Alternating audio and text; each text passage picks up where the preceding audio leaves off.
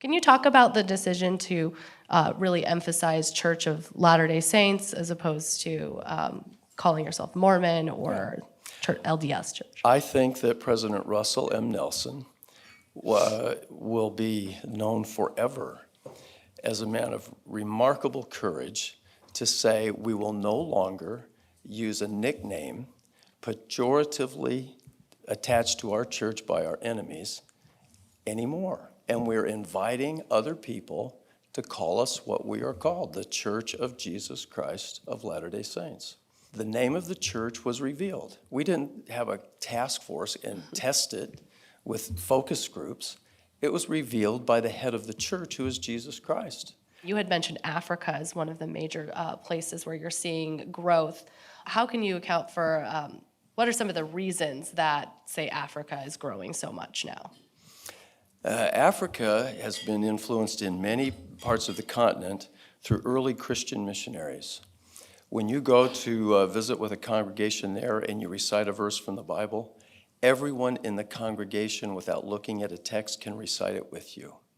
There's a very strong Christian tradition. What are some of the advantages of so much business acumen at the church's highest levels? So I do not take my academic background and experience and impose that on the church. I let the doctrine of Christ influence how I see things. So certainly there are practical advantages in knowing about how organizations run and budgeting and so forth.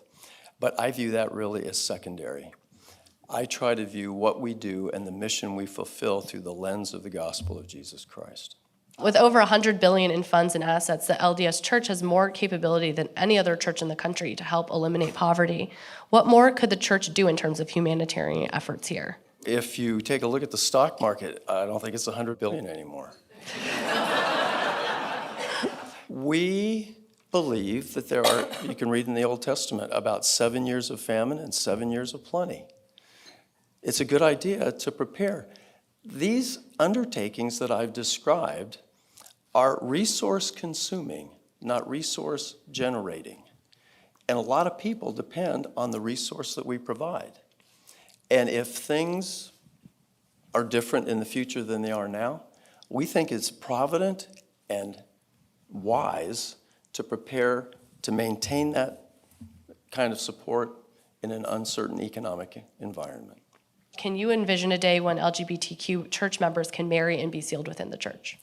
We believe that marriage between a man and a woman is ordained of God, and that the family is central to the Father's plan for the eternal destiny and happiness of his children. You mentioned that women lead within the church in many ways. Will there ever be a female president of the Church of Latter-day Saints? We follow the pattern of the ancient church.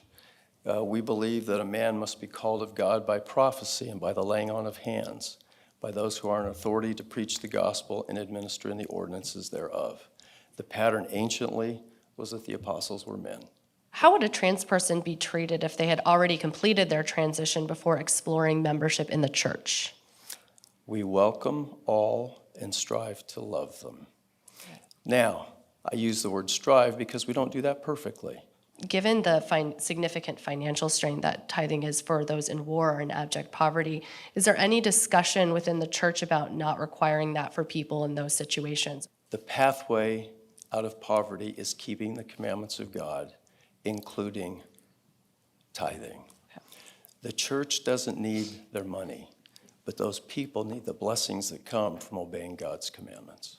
Where do you see reporters misreporting? You always lose something in the generality of a stereotype. And so, Latter-day Saints are like this, or they all do this. I think there needs to be a little more precision. There needs to be a little more listening and asking. We would never ask for the right to be able to review it, but I think they could do a little more than just take somebody else's secondhand view, push it along. There's a little homework that ought to be done to find out what's really taking place. Reporters need to engage more directly with you, like we are doing today. Amen. All right. Thank you so much for joining us today. Thank you.